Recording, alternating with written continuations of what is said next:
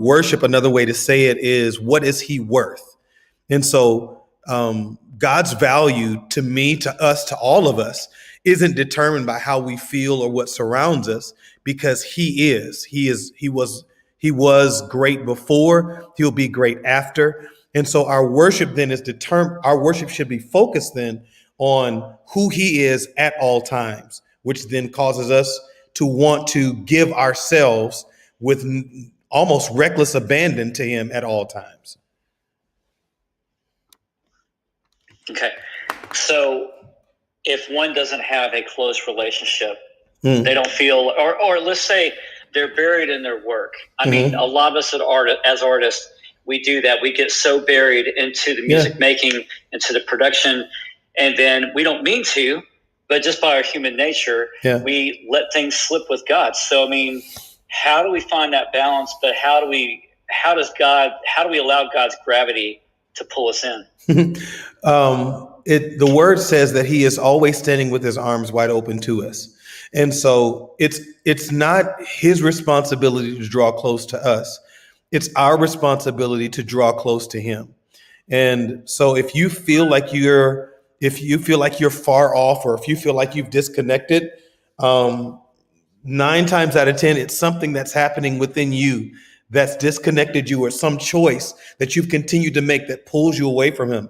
And the wonderful thing about it, I was actually studying with a Connect group that I facilitated last night. The wonderful thing about God is that the moment that we are saved, our spirit and his spirit are connected. We're already in this marriage. All I have to do is to turn and say, hey, I need you. Hey, I love you. Hey, I need to hear your voice. And and the Lord will always say, thanks. I've been waiting to talk to you, and to walk that path from there on out. Okay. But what do you say to those who have this feeling of, but you know what? I have my God time on Sunday. I am close to him. That is me and God on Sunday. And you know what? He knows. He knows me during the week. But really? I mean, no, he doesn't know you during the week. He sees you on Sunday. He sees it at all times. But the best way I can say it is this, and this is the honest truth. I've learned this as a worship leader and just as a person in general. The guy or the girl that you are on Sunday morning, that isn't the closest that you can get to God. And believing that means that you aren't truly investing in your relationship with the Father. He wants to see you in your closet in the middle of the week. He knows. In fact, the truth of the matter is, he knows what you look like without your Christianese mask on. And so the question is, are you worshiping him, or are you worshiping your mask? Are you giving him the best of? Are you trying to give him the best of you, or are you sacrificing and giving him all of you? And that is the question that most of us, even myself, have struggled to really answer. Just because you sing on Sunday, just because you attend church, just because you tithe, all of that stuff is great. But none of that takes away from actually giving him your heart. And I know you're continue to ask the same question. So I'll give this testimony of why for me it's that simple. I have been a worship leader now for 20 years. Like, I've been leading worship for 20 years. I've been playing in churches for the last 25 years. I've been around church literally all my life. I was a worship leader at a major ministry here in Atlanta, Georgia for almost 9 years. I was singing, I was traveling, I was doing all this great stuff. And the funny thing was, I was singing about God and talking about how great he was and how much he was a God of love. And at the same time, I didn't really believe that in my heart. And the reason I know that is because I didn't live my life in a way that reflected that I believed that. And so I got to a place where I said, God, this is like, my life is going crazy. I don't feel you. This is dumb. Like, what is happening? You said you love me. You said you were going to cover me. You said we were together, and I don't feel it. Like, what's happening? And I still hear this clearly to this day. the Lord said to me during that time of prayer and worship, he said, all your singing and all your speaking is great. Like, I really appreciate that.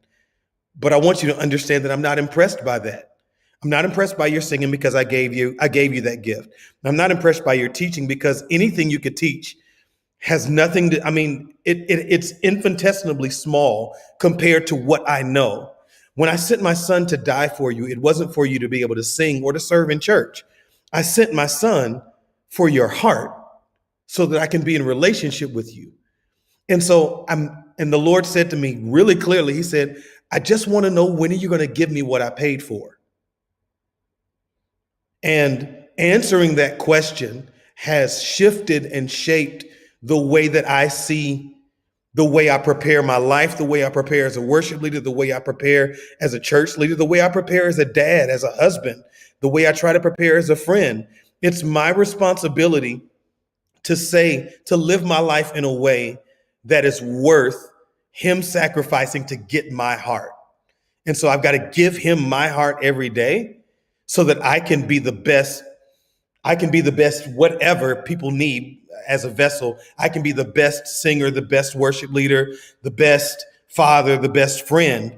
That only comes by understanding that it's not just a Sunday thing. It's not just a when I have a big event thing. It's an everyday, every hour, every second choice. All right. I think everybody in the room needs to put their seatbelt on, because this is going to take off if it's not already. I mean, what you're talking about is a cultivation of the heart. I love what you said. It's so well. I mean, there's no way to say it better. When God asked you, "What are you giving? What are you giving me? What I paid for?" How can you come back to God with that? So what was that like for you?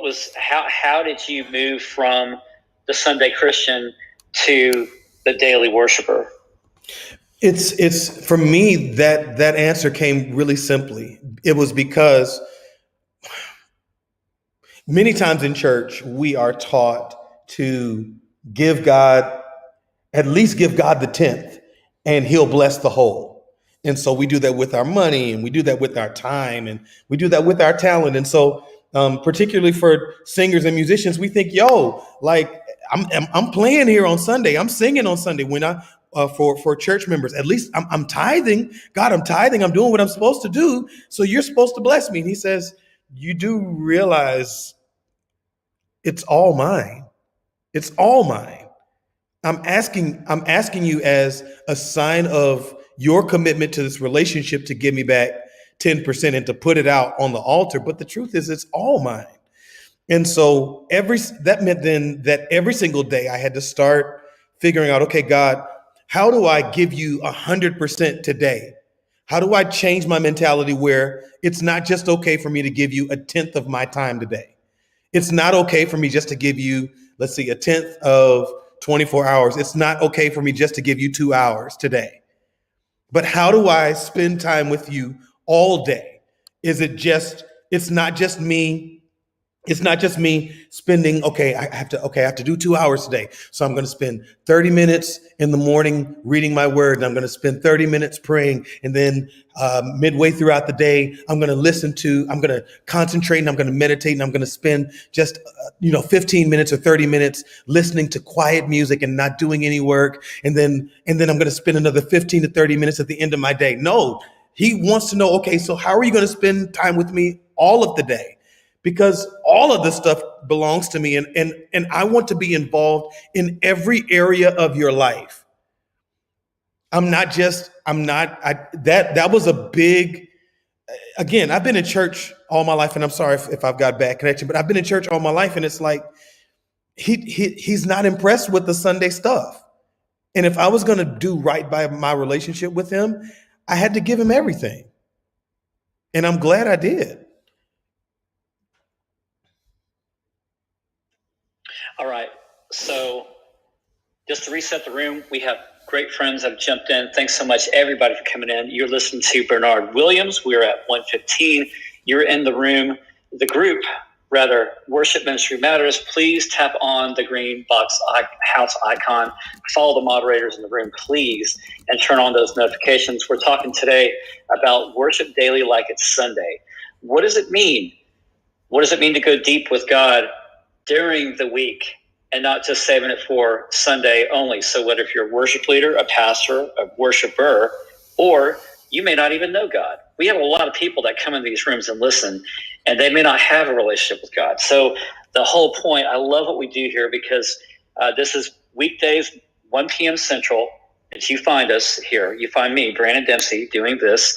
And we have different guests that come on, and we make this a time available for conversation that's on point, on purpose, no hype.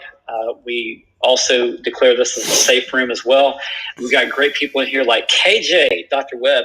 I want to have you speak in just a little bit to take on it. Before we get to that, we are going to open up the floor in just a few minutes. Before we do that, too, Bernard, in what you're saying, that there are so many things that we try to do for God. Like you said, we try to have these 15 minutes of quiet time. We try to do this. We try to do that. We try to tithe. Everything.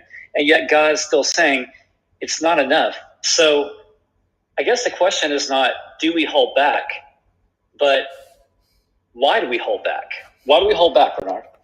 I believe that's a great question, Brandon. I believe that people hold back because they're afraid of letting go. And the reason for that is because if I let go, then I completely lose control. Wait, where's my control in this? In fact, that's why I think so many of us process what God desires from us through, okay, if I do a tithe, then I hit 10%, I hit the mark, I have a goal to press towards. But Paul said, I count myself not as apprehended. I consistently press towards his mark for the high calling.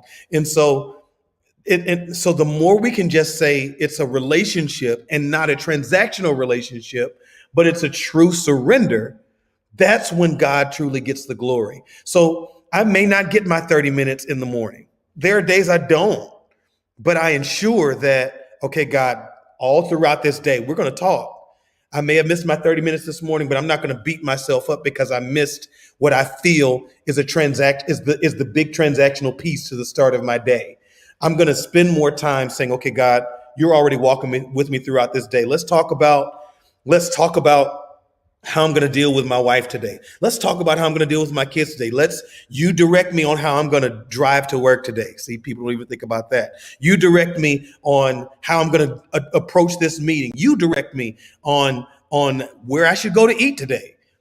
Like, real talk. Like he wants to and has input on all of those pieces, not just on how you craft your set on Sunday or what attire you're going to wear to church or what you're going to speak.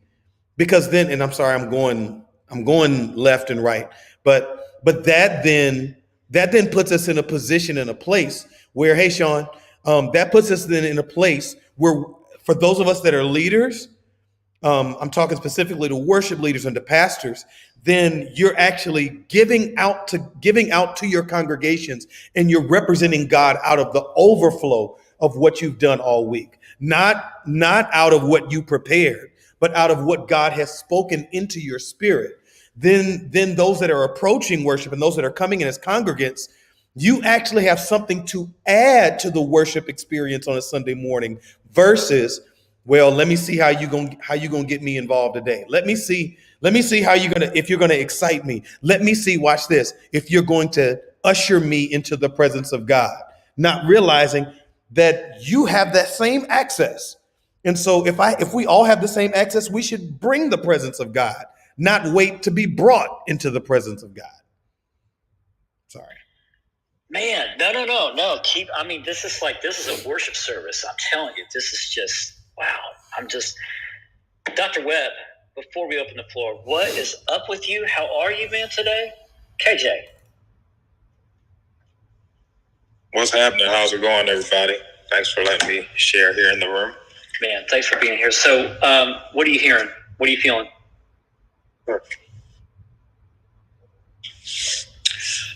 This is an interesting subject for me from the pastoral perspective. And it's refreshing to hear, people who actually have it right.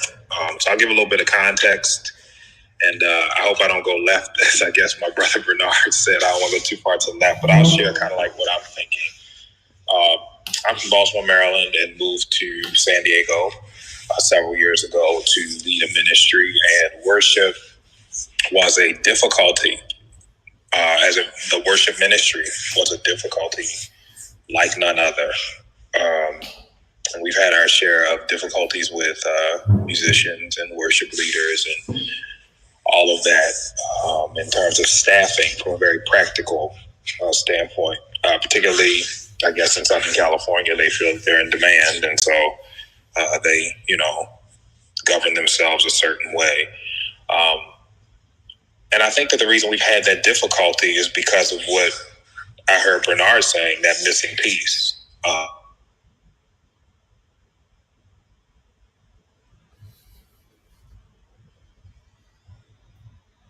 Or not from a judgmental standpoint or the fact that I'm trying to be your savior, but I think it really helps to provide a more fruitful relationship between the pastor and even the worship leader when that spiritual discipline is evident in both lives, right? So when the pastor is a worshiper, when the musicians are worshipers, when the worship leaders are worshipers, I think that helps to create a stronger relationship. And so the light bulb went off. I've had people who have made some poor hiring decisions out of necessity at times, to be transparent.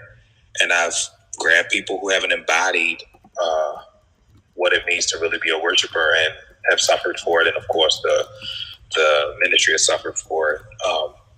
I won't have a problem paying you. I won't have a problem, giving you everything I got to the extent that I can when I see that happening and when I see you using your giftings to help facilitate an atmosphere that ushers people to where they need to be in terms of discipleship and intimacy with God. So those are my sentiments thus far, and I'm still listening because I haven't been here that long. So.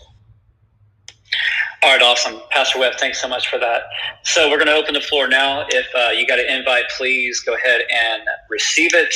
Come up to the stage. Let's broaden the conversation what Bernard had introduced for us about Worship Daily like it's Sunday. We got Sean. Sean is in the room. Sean, what is up? You got the mic. How are you? Hey, first off, good afternoon to everyone, and thank you so very much for inviting me up to the stage to be a part of this phenomenal conversation. Bernard, love you, dude. Brandon, so nice to meet you. Dr. KJ, God bless you, sir. Bernard actually said something that really kind of triggered a thought.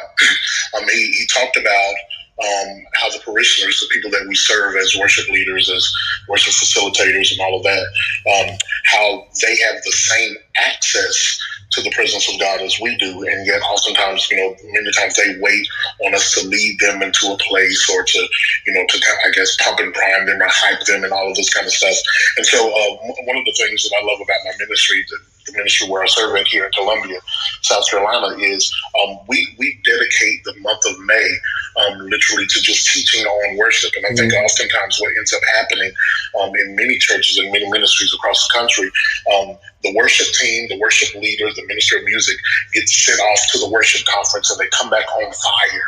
And I'm talking about, they spend time with the presence of God, and they come back and they're pumped and primed and they're ready to worship daily and all of this. And they're leading and facilitating worship for people who have not had the same experience. And so just like tithing, just like being faithful, just like holiness, just like salvation, just like the blood has to be taught. Those tenets of the faith have to be taught. Worship has to be taught. And I think that, it behooves all of us to, if we have not added worship to one of the things, to being one of the elements that we teach on in our services, that we do. So, again, going back to what we do, we take the month of May. Every Bible study is about worship. I teach on it. My pastors teach on it. And we take that whole time to teach on worship because it reignites the culture of worship that has already been perpetuated in our church. Not to mention, if your church is growing and thriving and you're not just getting members from other places, but you're getting new members to the faith, you're literally having to, you got to teach them. You have to educate them on the aspects of Christianity that they're, becoming involved in. I think, there was a study that was done, and they were talking about how, we literally have to approach church and how we teach people, teach our parishioners and stuff, new converts and all of them, not like a BC, not like a post Christian experience, but a BC Christian experience, pretty much meaning we literally have to start at the ground floor with some people. I think a lot of times we take for granted that the people who are coming into our churches understand our vernacular. They understand, what worship actually is. Well, most people, if you're new to the faith, you have no idea. You have no context. So you're looking around trying to copy what's going on, but there's no emotional connection. They don't know what it means to worship God. And so those things have to be taught, and they have to be taught and reiterated. And that's what will perpetuate a culture of worship in our houses. And so, Bernard, thank you for bringing up that great point, that it's our responsibility as the worship leader, as those that facilitate worship, to not just lead in it, but we have to teach it as well. I 100, 1,000, 1,000,000% agree. Because we can't say that we value worship and we don't teach on worship. That's number one. Number two, the other piece that I wanted to say with what you said, Sean, not just from the musical or from the worship aspect, but just from the daily life perspective. And so, Dr. KJ, I'll say that, and I hope you don't mind me saying this and you correct me if I'm wrong, as you are a pastor. I've been a PK and I've been in many ministries, but there's a big challenge in pushing and growing a culture of true worship, daily relationship when the messages are only built for Sunday consumption. So if we're not doing we're not taking the opportunity, okay, if I'm going to teach you this on Sunday, then I'm going to give you action items to continue to chew on throughout the week. Or we have this message on Sunday and we have connect groups where you all can get into different groups and communicate and talk about what's happening. Or we have this message on Sunday, and as a pastor, I'm going to talk to the leaders throughout the week to say, okay, how are you reintroducing, rediscovering, having more conversations around what we've released on Sunday? Because what's on Sunday is just a moment, but we're supposed to be living every single day. And so if we're living every single day, we need to be having conversations every single day. Right. And so it's such a big piece to the overall construct of what we do in church, period. We can't just leave stuff to Sunday and say, again, that Sunday is the end all be all. Sunday, I hate to say it this way, Sunday is just another day. But the thing that makes it special is it's the day we've set apart to come together as a corporate body to encourage and to inspire each other to go out and continue to live this thing out every single day so that we can keep connecting and communicating with each other and with other people the other 6 days. Yeah, I absolutely agree. And that kind of brings me to a point that I was going to make, just to be fair, I think, to spread some of the responsibility, I think it's difficult. You basically bring up the notion of partnership, right? Like we have to support the worship ministry, and we have to support the people receiving the teaching that they need to be able to walk in that fully and freely. There's not always a lot of partnership. Right. And I think that sometimes the pastoral office has to take responsibility for that. We want folks to do cartwheels and jump up and down. And, we want to be so dignified. Right. And we don't want to lift our hands. And we're too grand because we have on our robe and our bishop's ring and all that kind of jazz. And so we, to the pastors who are listening, my colleagues have to model that. We should be the biggest cheerleaders. When somebody's up, singing on Sunday or leading us in worship on Sunday, we should be the ones who are the most receptive, who are modeling that for our people. And then to kind of build on the point that Bernard just said, we have to teach it and create a ministry that is beyond Sunday morning. Absolutely. And I think all of us not all of us, I know I'm trying to do that in terms of just connecting things together, right? Sean talked about it. If I'm teaching on worship, then if I'm preaching on worship, right, my connection groups or my small groups need to focus on worship and just, having more of a partnership. I think in many more instances than not, what we see is a huge siloing. Yeah. Some larger ministries do it a little better, but we see this huge siloing, right? So you pick out your music, you sing it, make it sound good, make me look good as the pastor on stream, right?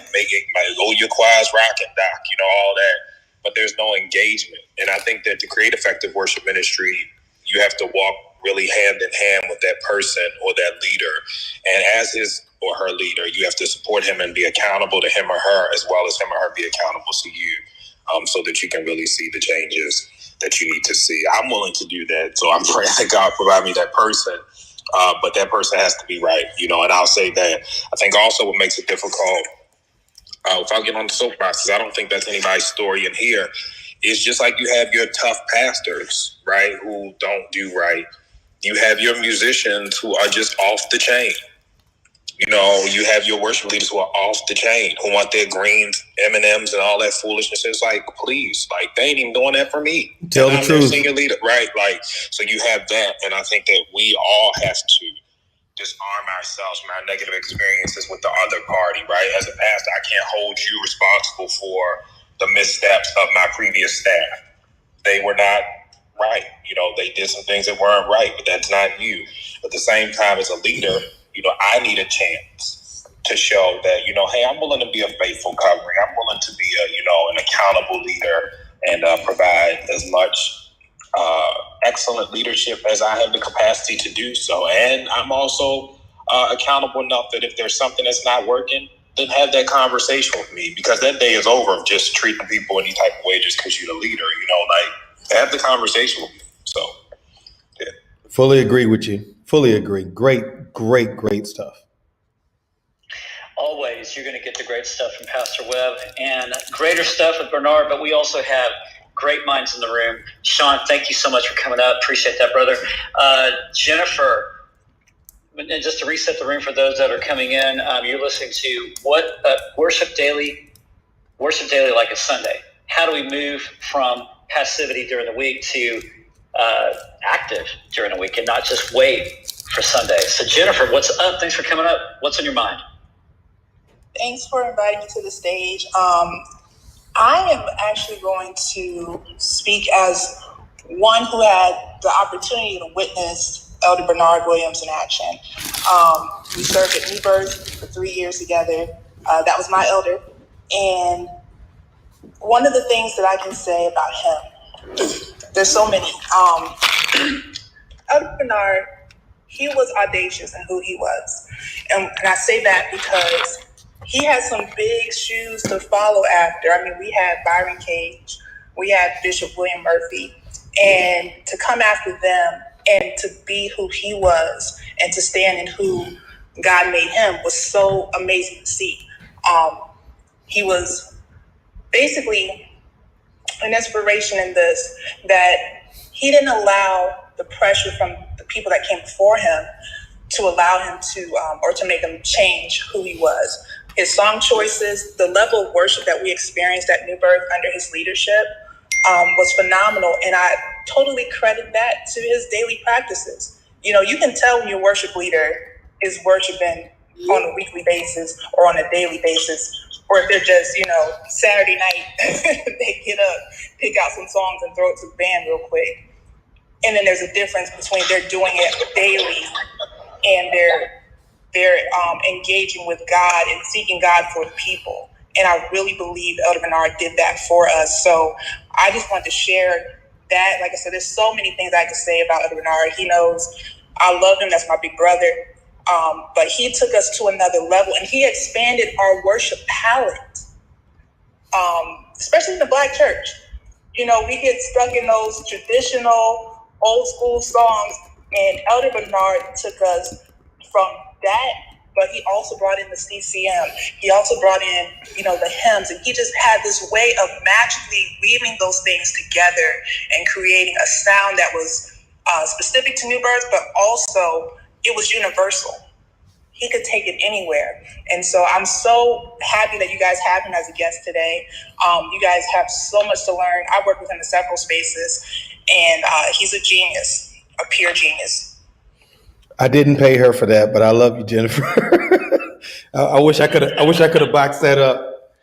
But thank you so much. But I think to one of the things that you said, Jennifer, is so important, both as a worship leader and as a pure worshiper, period. Again, it's understanding that the best way I can say it is this. One of the things that I learned very well at New Birth, and then to be very transparent, lost for a season and then got back, was my gift doesn't help people, but me using my gift as God gives utterance and as God gives direction is what changes people's lives. One of the things, it was funny, I was in a staff meeting once, and I'm saying this so that I can make it germane to everybody. I said this in a staff meeting once, and people kind of looked at me crazy because they were like, "Man, this was a great service. It was great." And I said it. I said this. I said, if you all think the service was great, that's cool. But there are two things that I live by, which is, one, if the name of Jesus isn't lifted high, and number two, if people don't leave changed, even if they enjoyed service, we failed. And so as a worship leader, as a pastor, our responsibility is to do that. But then also for the layperson, right? This is why it's so important that you worship daily like it's Sunday, because you may not have a microphone in your hand, but you are constantly, all of us as believers we are on the stage of people's perception.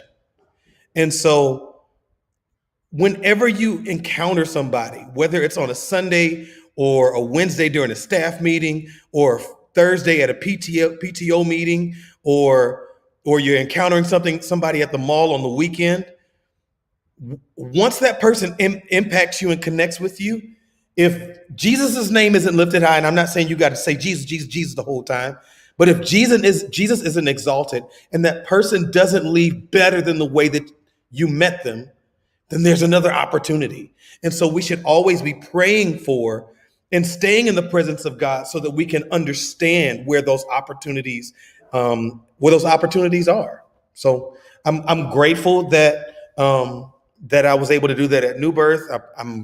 I believe I'm doing it at my current assignment, and I try to do it every single day. Awesome. So, Jennifer, thank you so much. We want to go to James. You're up on the stage. Thanks so much for coming in, James. What's on your mind, man? Thanks for having me. I'm glad to be here. I guess I'm supposed to say something nice about Bernard, but I don't like him. That's fine, but you're supposed to ask a question, but that's fine. I don't like you either. I love you. I love you. That's the difference. Oh, my God.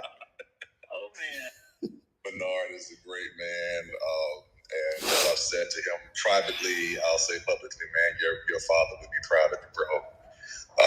That means a lot, man. From a great line of tremendous music ministry. So not only do you get personal relationship with God, but you get great history as well. Just to add to the conversation, and I honor everyone who's in this place. Brandon, thank you for inviting me up. I've been doing music ministry in church since 1987, and so I really dated myself. I'm old, and I feel old just saying that. There we go. All right, I need to encourage myself after saying that I've been in music ministry for. It's all right, man. I'm right there with you. I'm right there with you, bro. I'm right there with you. We're in the same room, brothers.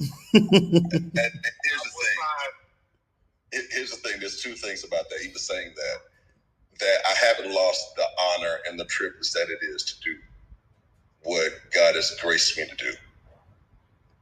He doesn't owe me anything at all.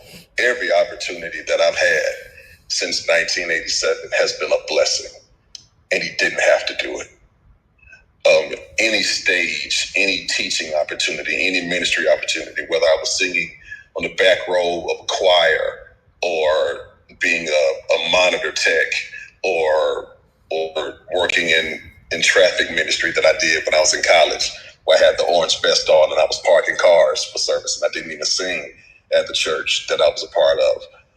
Anyone that I was allowed to write for, any person or family that I had the privilege to lead into the presence of God, man, it's an honor. Whether it's 5 people or 500 or 5,000, It's an honor. It is a privilege every single time. And one of the things that I have fought for, no matter what opportunities that have been given to me, or vocations or assignments or church assignments, that I never lose that privilege in my own soul. It's easy to say on surface. It's easy to learn the right vernacular to say so you can move within circles. But for me to make it authentic within my own soul, that this is an honor. And he could use so many. I mean, just look at this room. Look at this room right now.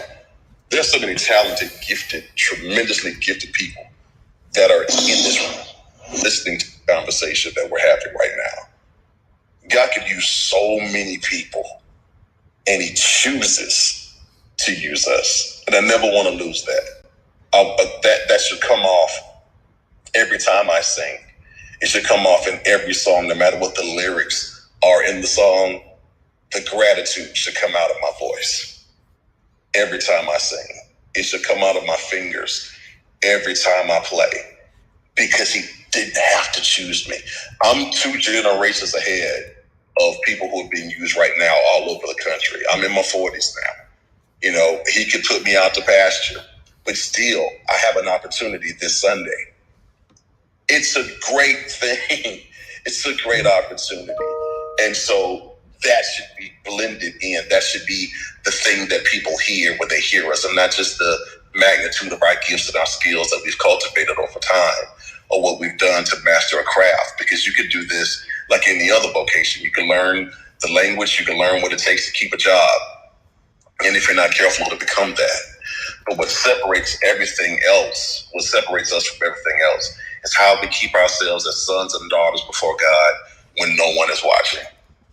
And not to do it to gain the next song, or to hear the next phrase, or to move up a ladder to make ourselves successful, or to keep a job. Because I've done this, you know, that was at the time where I wasn't doing this. I was fired from the church, and I didn't have a place to go for 15 months.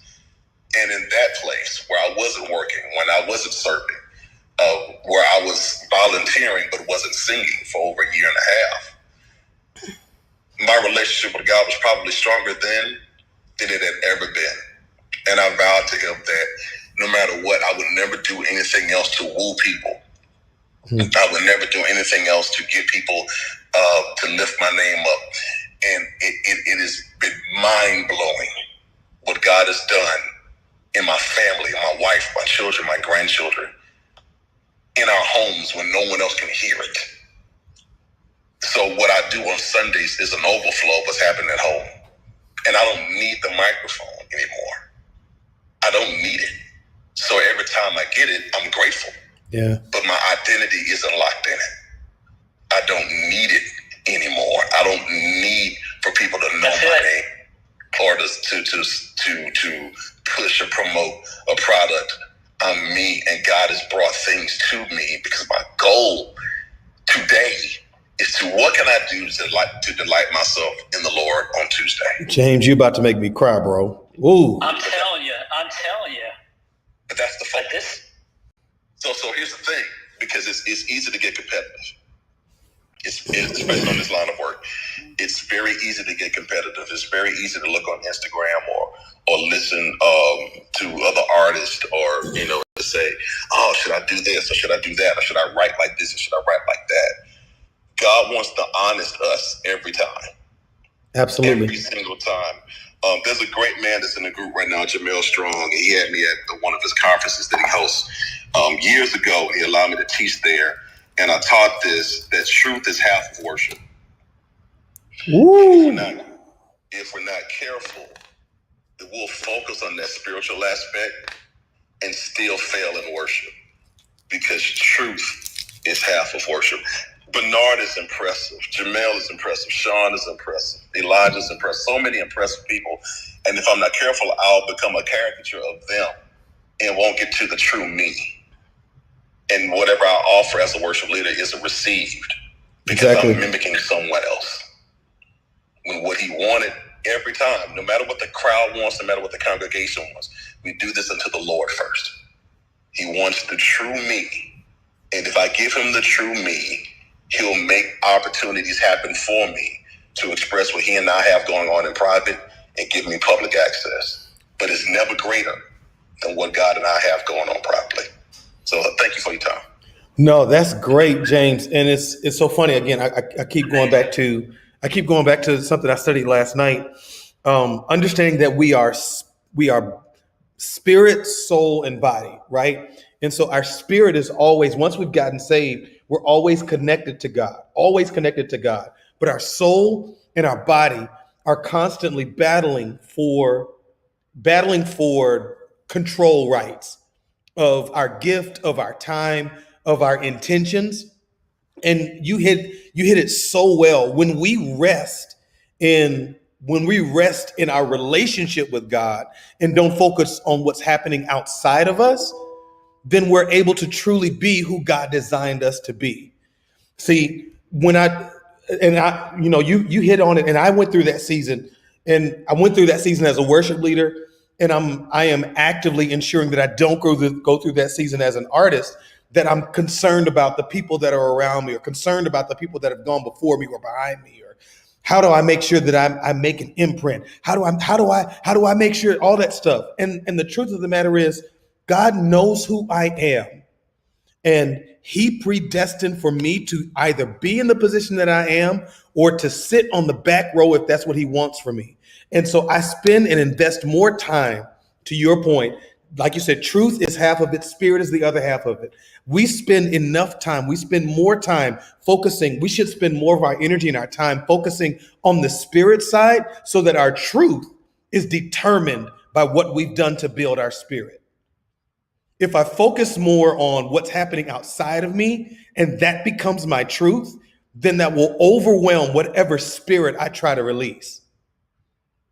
That's so good, James. Man, you broke me right there, boy. That's great. Telling you, James, that's amazing. Okay, so real quick, let's reset the room. This is just, I'm telling you, I hope that you grabbed your seatbelt earlier when you entered this room, because I told you it was going to be this kind of a ride. So please, everybody in the room, be sure to follow those that you see on the stage. Follow those that are next to you. You never know where that next great conversation may come from. Right now it's 1:45 Central, 15 minutes to the hour. You are listening and engaging with Worship Daily like it's Sunday. Bernard Williams is our guest. Just some great minds, great spirits, great hearts in this room. Thanks so much for coming up.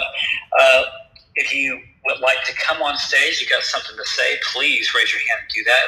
I want to go to Blake is next up. Blake, what's going on, brother? Thanks for being here. And everything's going good. If y'all hear a lot of noise in the background, I'm at work, but I'm listening. If you can, speak up just a little bit, Blake. Just a little bit. Can you hear me now? Not too well. Hold on, let me take the headset off. Let's see if I can see. All right, so Blake. Can you hear me now? Not that great. Tell you what, can we do this, Blake? Just so that maybe if you can find a better place to get to, I can come back to you. Is that all right? Okay. All right, let's do that. While you're doing that, go ahead and mute your mic. And so we're going to have Blake find a place to come back, and then we can hear him more clearly, because I want to know what's on his heart. Elijah, you are up, my man. What's going on? Thanks for being here today. Hey guys, I'm just excited to be in this room with such great people. To be honest, I just kind of got on here a few minutes ago. I just been kind of listening and gleaning. Of course, I'm getting a lot of wisdom and understanding from my brother James White, James, I just want you to know I was 5 years old in 1987. Oh, that hurt. You are considerably older than me. Oh, that hurt. I love you. I love you. And whoever you might want to speak, leave him down there where he is. And Watch out. May let him loose. Because he will be ready for me. But yeah, as far as, worship being, I've always not been a big fan of cliches and things that people just like to say because it sounds great, things like worship is a lifestyle, and as it is, But for me, it's much less a lifestyle than it is a calling and a purpose. It's really who I am. If that makes any sense, it's really who I am, and I don't mean that from a musical aspect. Yes, I'm a worship leader. Yes, I've been leading worship for I don't know, 10, 12, 13 years, with very few Sundays off. That's kind of how we do it sometimes. You just keep going. Yes, I've done that. But, when I look at worship, I'm looking at worship holistically, and I'm thinking, am I worshiping, in my finances? Am I worshiping in how I treat my kids? Am I worshiping in how I treat my wife? Am I worshiping in how I handle my job? Am I worshiping in all areas of life, instead of not just the musical aspect? Because honestly, when I look at worship, I don't even see music being the primary focus. When it comes to my worship lifestyle.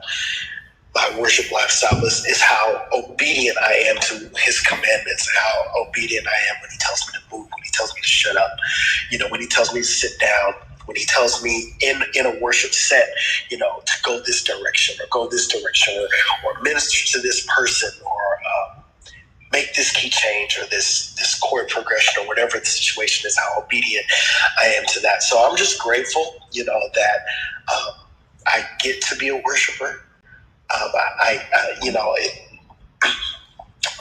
Using, being able to sing and do music, it's just kind of icing on the cake, but I get to be a worshiper in all areas of my life. So, worship is definitely a lifestyle, but that's all I really have for you guys. I'm just glad to be here. Thank you. That's great, Elijah. I would add to that. I'll say it just flat out. I hate that statement. Worship is a lifestyle, particularly in this season. Well, it's particularly because in this season, everyone determines their lifestyle, quote unquote, by what is trendy. And so I personally don't like using the word lifestyle with worship, because it isn't a trend. So another way to say it is that worship is my daily choice. It's my daily choice, or it's me choosing daily to acknowledge him. Daily living. Yes, I love that. Worship is a daily choice to acknowledge him in all that I do. So I love what you said, man. Thank you for sharing. Sir. Awesome. Elijah, thanks so much, brother. All right, let's go back to Blake and see if, Blake, are you in a better place now that we can hear you? Yeah. Yeah, it's still a lot of background, man. I'm so sorry. Yeah, I'm on the truck. That's my. Go ahead. Go ahead, man. Go ahead. But I was just what they were saying about worshiping Him in spirit and in truth. Everybody lifestyle ain't what it needs to be. What I mean? That's why it's important, man, that you can't always just depend on your talent. We got some of the most talented, gifted singers and musicians, but their lifestyles is horrible. And saying they can sometimes, we can fool people. We can fool people with our gifts, but you can't fool God. And eventually you're gonna take your hand out and you're gonna let you bomb in your face. And so it's important, man, when you worship with God, man, keep your hands clean. You know what I mean? It's nothing like a pure worship. It's nothing like a pure worship. Absolutely, Blake. Absolutely, bro. I think one of the things that's important there is to realize that, like you said, well, I'll say it this way. For those of you that are on stages and on platforms, I'll say it two ways. One, a great mentor of mine, Pastor Gerald Brooks, said once, you are never as good as the person that's on that stage. Because when you're on that platform, you are under the anointing of the Holy Ghost. And so that's number one. You should never drink your own Kool-Aid, because it ain't your Kool-Aid. Number two, you should always work harder on your character, as hard or harder than, I'll take that back. You should work either as hard or harder than you do on your gift, on your character. And that's a big piece, because unfortunately, a lot of stages, a lot of churches, like what Dr. KJ was talking about, people are drawn to gifts, and we put gifted people in front of us, and it's great. But if you are gifted and you have no character and you have no heart, then what actually is happening, and I want you all to catch this, and this is why this is another thing that keeps me grounded. What happens is that any person that has a microphone or stands in front of people, or for those of you that may just be regular worshipers, anytime you speak, anytime you sing, you are sowing seed. And what you speak, what you sow, you will reap. And so if you're sowing your flesh, your energy, your space into a room full of people, what you're actually going to see is a harvest of people that are just in themselves. And I don't want to be responsible for that. I just don't. I care too much about what God wants. Then I would rather go sit down somewhere and people be like, why are you? Here's the other funny thing that church people say: you just putting your gift up under a bushel. No, I'm saving y'all, because I know I'm not right. And I don't want to sow a church full. I don't want to be a part of sowing a harvest of a church full of fleshly, just not ready people. That's just not what God wants. And the more we understand that, the better we can be in worshiping him in spirit and in truth, and in being responsible for the honor. As James said earlier, we're being responsible with the honor and the opportunity that he's given us. All right. I love that. So we are to be responsible in the way that God has not just gifted us with music, but the way that he's formed our hearts. Because like you said, there are so many people in the room. Who are we really playing? And how are we to be working as hard on our spirit as we do our music? Actually, I think, of course, we need to be working harder on our spirit, harder on our heart than anything. Then if that's true, then we will be able to be secure enough to walk away from the microphone, because that's not what it's all about. Dr. Harris, Pastor Harris, Christopher Harris in the room, does a morning prayer every day, and blessed to have him in the room. Watch out, Dr. Webb, here he is. Christopher, what's going on? Christopher Harris, how are you today, brother? Hey, brother. Man, this is an incredible conversation. I want to pay homage to everybody that's spoken already. Of course, to our co-guest, the co-moderator, Bernard, your name, procedure. And so appreciate your work, brother. And of course, Pastor KJ, Dr. Webb, I appreciate you, man. I want to make just two very quick observations before I actually make my statement, if that's okay. And the first observation is I want to salute this room, because as I've been in the room now, I think maybe about 15 or 20 minutes, the thing that has immediately stood out to me is that we've had African-American men talking about their lifestyle as it relates to holiness and integrity and character, and as it relates to worship. And that's not common. And so to me, that speaks to the power of this room. It speaks to so many other things that I think is absolutely amazing.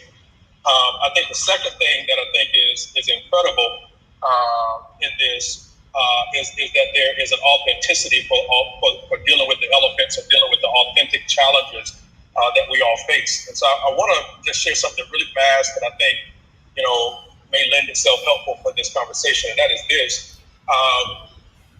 I don't think our conversations around any aspect of the church or our faith work can be disconnected from what is happening in the broader culture, the broader society. And I really believe and am convinced that we're in a divine reset, right? I've said this in multiple spaces. I am not in a place where I'm convicted to say out of my mouth that God caused this global pandemic, but I'm unequivocally convinced that he wants to use it. And I think one of the things that he wants to do is he wants to help us to reset in areas that we've been slowful in, areas that some of us have been pushing in. Here in heart, I know that there have been areas that they probably provided leadership in the local church where they wanted to see us further along in some areas. And so when you look at the perfect storm of where we are, the church is, everything that we're doing is under a microscope, even more so than it has been in the past. Our name and credibility and character are being lifted up, sometimes in question. We've got justice issues. The church is split, going through an identity crisis on multiple fronts in multiple ways. Every major denomination, black or white or Hispanic or any race for that matter, is going through an identity crisis. Attendance in many churches is being challenged. Discipleship is being reevaluated and reset in so many ways. So all of these are a confluence of a perfect storm that really challenges us to press reset. Now, what does all of that have to do with this particular conversation and the folks that are in this room? I think number one, there is a desperation for an authentic sound that is not just creating new songs, for a new sound that taps into heaven and that pushes people into the heart of the Father. I think secondly, there's a challenge to reclaim the voice of the man in the church, the voice of the man in the church. And that's probably another conversation that can take us all down the road a little bit. But the men are looking to hear themselves in the local church again. And there's been some years, I think, since that can authentically been said that it's been there. I think thirdly and finally, there is a need to, I believe, push people in a way that challenges how they live outside of the Sunday worship experience. I think many of us have been in rooms before where we've heard it said that this pandemic has taught us that we've been idle out of Sunday. And people need an authentic experience for their life outside of Sunday. And so I just think we're in a perfect storm that gives all of us the opportunity to press reset button, even as it relates to worship and praise within the worship and church environment. So thank you for the time, Brandon. Appreciate you, brother. And Christopher, thanks so much. And Pastor Chris will be passing around the offering plate for that wonderful word you just shared. Glory to God. No, seriously, that was amazing, and we definitely need to have that conversation that you said we need to have that you didn't want to have right now. I think it is a conversation well worth having. Yeah, and Pastor Bernard, I want to be sensitive to the time because I know I've gone a little bit long, but to me, it's one of the elephants in the room. And this is no shade in any way to any artists that exist out there today. Many of them are friends of mine. I love them dearly. There's probably many of you all in this room that are also friends of theirs as well. But quite frankly, the voice of the man in many ways is absent in our local churches. And it's creating a disconnect. And it's creating a challenge for us being able to invite men to be a part of what it means to authentically worship. And I really think that it's past time for us to have that conversation. I know that Pastor Dr. KJ is involved in lots of social justice work. And by and large, when you look at social justice conversations and apologetics, our men are having a hard time crossing that bridge because they don't hear and see themselves in our worship expression. Yes, sir. Yes, sir.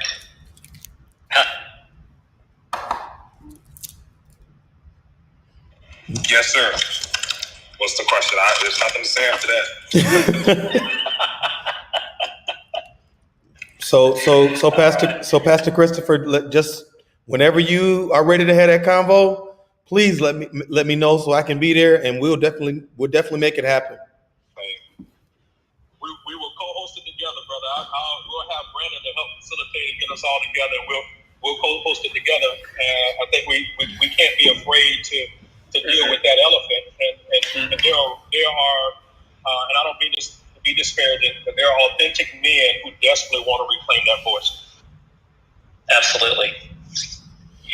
Yeah, absolutely. Okay, we will reconnect and we will make a room. There's no doubt. I think this conversation has just gone through new levels already.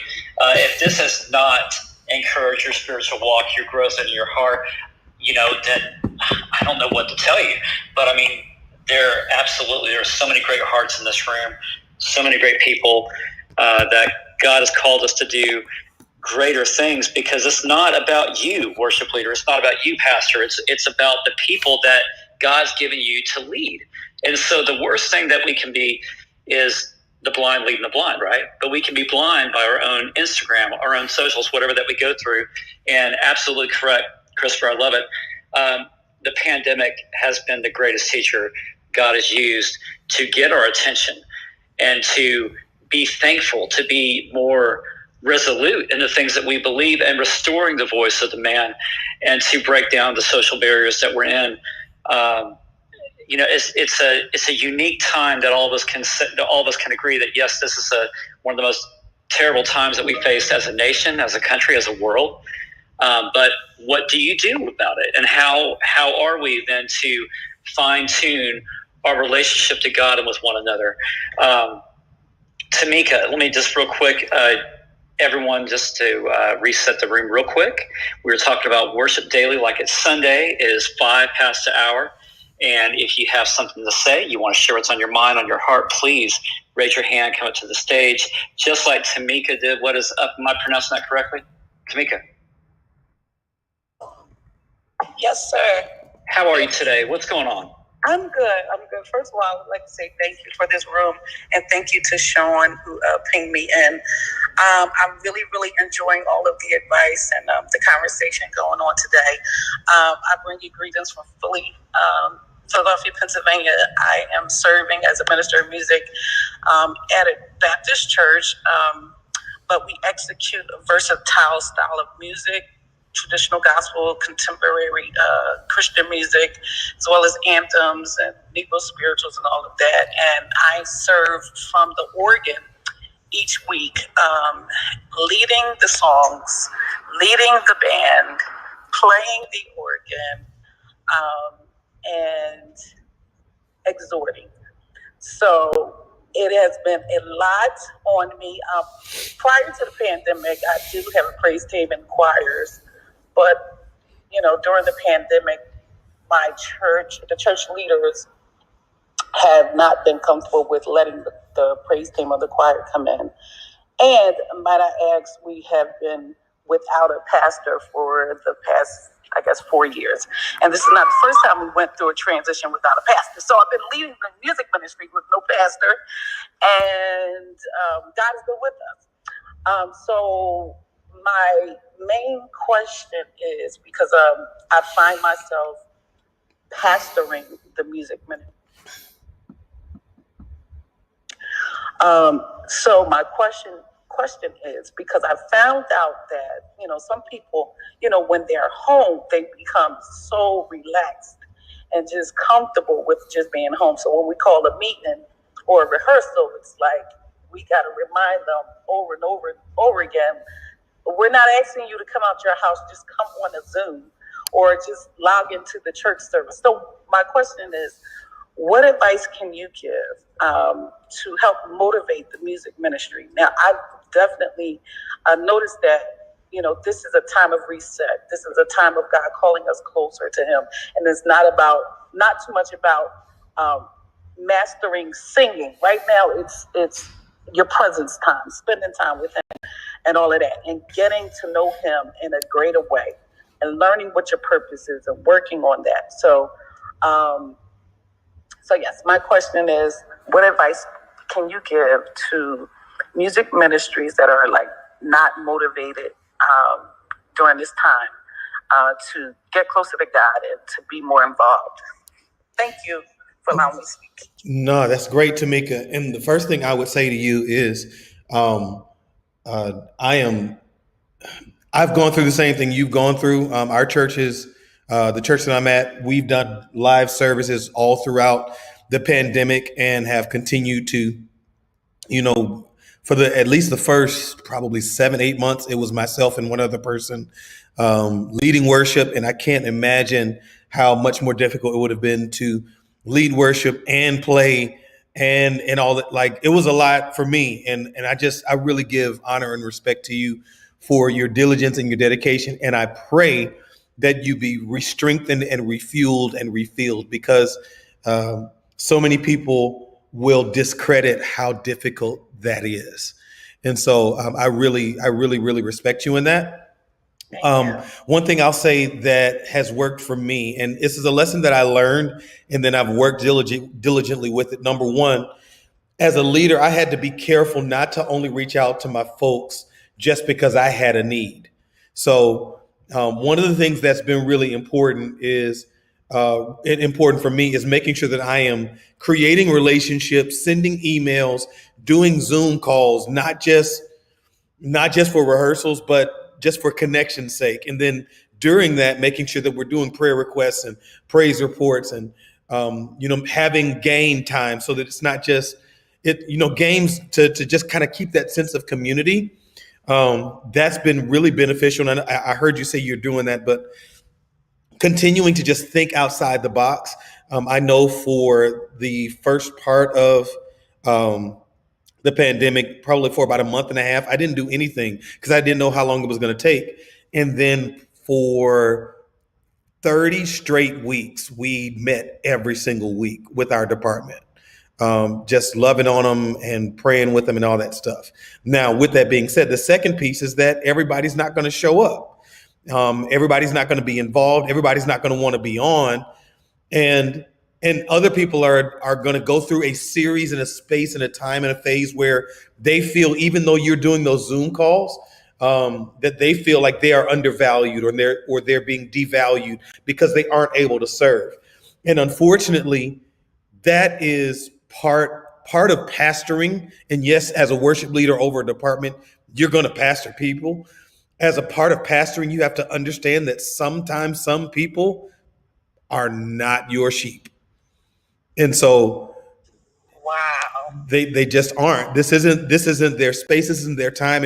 And what's happened, particularly during this pandemic, people have gotten, as we were jumping up and down saying, going into the year, they have gotten 20/20 vision. You can clearly see now everyone can clearly see where they are, where their relationship with God is, what their connection to God is, whether their relationship was built on communicating with Him or serving in church, whether it was built off of being able to see their friends or not being able to see their friends, whether it was built off of whether they were going to sing a solo or not sing a solo. Like, understanding that as a leader for me helps me to say, okay, now that I see that, that means that some of these folks, I love you and I want to let you know I'm always going to be here for you, but I don't need to throw seeds in that area. I'm going to continue to throw love seeds, but it's okay if I can't trust you to be here, or if you're not comfortable, if the only time you'll feel comfortable being a part is when you can come back in the building. I love you. I'll see you when you come back in the building. And so be careful not to overextend yourself trying to reach out to people that are telling you in one way or another, I'm good. And trust and believe that God is going to give you the grace, the resources, and the innovation to ensure that you've got everything you need to fulfill His purpose for you and for your church ministry in this season. And that can be really difficult. The last thing I'll say is that can be really difficult when you don't have a pastor, over you to be able to continue to give you that insight and just that support. And so I would just really encourage you, just continue to reach out to folks. You can reach out to me on IG. Let's stay connected just to be able to encourage you and to continue to keep you moving forward. Whatever we can do, you've got a community here that will help you make sure that happens. Thank you so much. Yeah, and Tamika, I just want to encourage you as well that you don't know what God is doing in their heart. So as you are continuing to encourage them, and they may be, like Bernard said, they may say, no, I'm good. I don't need that right now. But that doesn't mean that God is not speaking to them. So I encourage you to don't lose heart when you get that type of rejection, or the stiff arm of no, you're not going to bring me some spiritual stuff.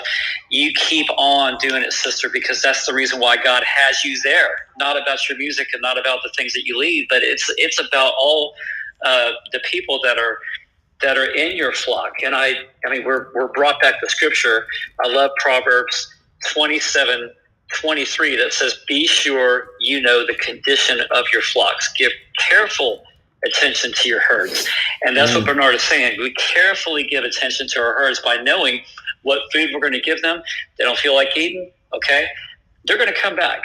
I've had so many people in my ministry that as I was consistent about spiritual growth, and someone just say, you know what? I had a guitar player one time that just told me, Brandon, I need to just take off for this season because I need to fix my heart. I need to fix my spirit. And at first I thought, well, are these just words? But no, sure enough, every week he came into the church. He was in the front row or the second row worshiping every week, and he just did not care. And to see his spiritual growth, the way it took off and the way he was walking in his heart, he came up to me when the season was over and he just said, I'm ready to come back. I feel like this is my place now. And lo and behold, he had a lot of other things that were holding him down at home. And that was a struggle that he had to work out. So we have no idea what our flocks, what our people are going through until they may say something that may not. But that is what it means when we invest in the seed. We invest in that ground that God's called us to till. So Tamika, thanks so much for sharing those concerns. And this is why we do this weekdays, 1 p.m. If you look at my profile, I also lead a ministry called Worship Team Training. We have a podcast. We have devotionals on YouVersion, anywhere else that you can find us.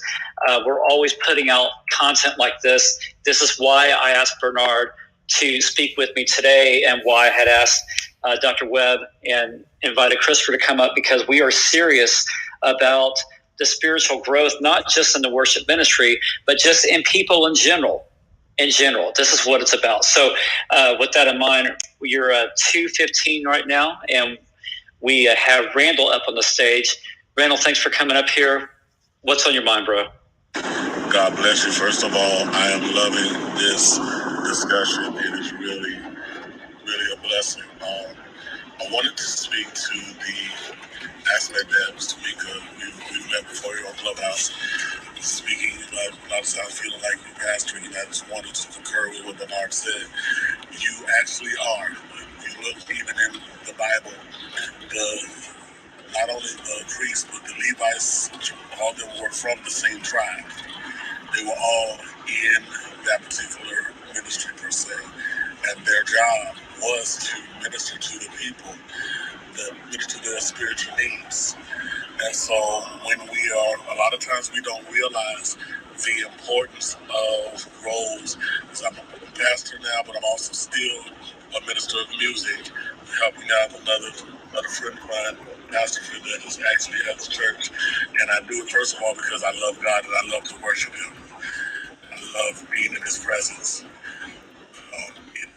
It is a responsibility on our hands as well in that area because we are a part of that tribe. And I said, eventually I'm going to be writing a book called The Left Out Part of the Tribe, because we don't realize the importance of us being a part of that tribe and linking up with those that are a part of the body to make sure that the body doesn't get sick, make sure that the body does not get lost, and that we don't act like a bunch of body parts, but we be, as the Bible says, fitly joined together. I love the fact that I played for a church for 17 years, and the pastor died at one point. Now, for 2 years, they did not have a pastor. So during that time, the Lord let me know, as their pastor is praying for them, you have to pray for them now, because right now they're looking for leadership at the Baptist church, and they were looking for a pastor. They had an interim pastor, but they were giving her some issues as well. But the Lord said, you have to be the mainstay right now until I send someone else that's going to shepherd them, that's going to lead them. And it wasn't that I had to step into the pastor's role and do a lot of things that weren't required at the moment, but I had to maintain that space of prayer and stay before God, because there were souls there, and we don't realize the impact we really have on souls. That we really have an impact. The next preacher that came in to pastor there, literally I was there for a little bit, and he had a jealous streak about him, because when the choir would be up singing everything, everyone's up, and he'd always say it in his sermons, said the choir's up singing, and y'all up clapping, and I'm up here sweating. And I never really paid it attention until my wife brought it to my attention. And so I was like, well, Lord, he said, I had it here for a season, but the season's about up. And when the season was up, it was the way it happened. It was sort of interesting, but yet I knew my season there was up.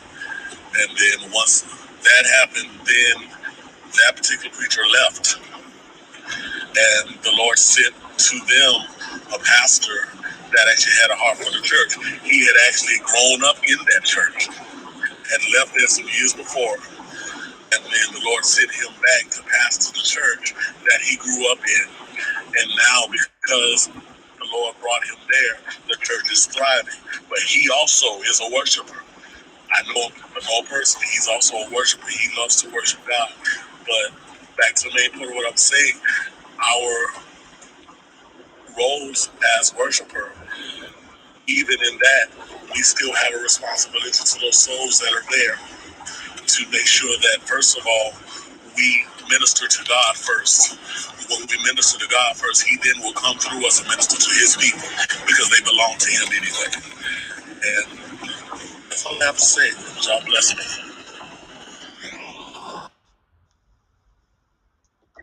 Randall, thanks so much, man. That's absolutely, we are to serve God first. And in doing so, we find God's heart, as plain as day. So it is 2:20 Central. You may be on the East Coast or the West Coast. You guys are fantastic to come in here today. And just want to give thanks to all of our speakers that came up on the stage to share your heart. And thanks so much for doing that by letting us know what's on your mind. And you never know that the great thing about rooms like this is you may be speaking the same thing that is on somebody else's heart. So just always remember, even if you didn't have anything to say today, there are people that are just as serious about their walk with Christ and growing deep in heart and growing in Scripture just as you. And that's the whole point of today, is that we understand that worship is life. Worship is daily living. It's not the trend. It's not even the sequel. It is what God has designed. It's how God designed us for us to respond to him, not just on Sunday, not just on a 1-hour event, but every day, every living, breathing moment. So let's give it up for Bernard Williams for being here today. It's such a blessing, Bernard. You and I are communicating here back and forth. We need to make this a regular thing. And I think we got already Pastor Webb and Pastor Christopher at our side. So we doing this? Let's do it, man. Let's do it. Let's make it happen. When? Yes, tomorrow. Let me see what I got tomorrow. I can't do it tomorrow. We'll talk offline on that. I can't do it tomorrow. I can't do it tomorrow. All right, we'll talk offline. We got this tomorrow at 1 p.m. I'm getting my vaccine. So does it mean that am I still faithful? We're going to be talking about that tomorrow at 1 p.m. On Thursday at 1 p.m., we have Dr. OJ. Dr. OJ is coming back. We're going to be talking about help toxic church people. Does that ring a bell? And also we have some more great conversation with Tony McNeil about considerations for virtual worship. For those of us that are still leading worship behind the screen, Tony McNeil is a great music minister, a fantastic elder. Can't wait to have him on. Just so many great people. It's amazing how God's given us Clubhouse to use this technology for his glory. So with that being said, please tap on the profiles of those that are on the stage right now, moderators, and those in the room. Again, you never know who your next best friend will be in the Lord. That's what it's all about. So join us tomorrow at 1 p.m. Central. You don't want to miss it. And definitely Bernard and Pastor Webb and Pastor Harris, we're going to be coming up. Man, we're going to come up with something. And it's just going to be so good. I can't wait. And I can't wait for you guys to join us. Pastor Webb, will you please close us out? Hey, Pastor Webb, before you do that, I just want to say thank you to Brandon again for the invitation. And I've had so many friends that have joined today. I see Sean, who came up and talked, Alicia, yes. Shay Simpson, the incomparable Shay Simpson, Randall, my new Clubhouse brother. I saw Daniel Johnson in a little bit earlier, and there's just so many people that have been a part. Just thank you for allowing us to be able to speak into your hearts and your lives today. Hey, Brandon. Yes, sir. If I may, and I don't do this often. You've been in a number of rooms with me, Go so for you it. know this to be true. And this is a total shameless plug.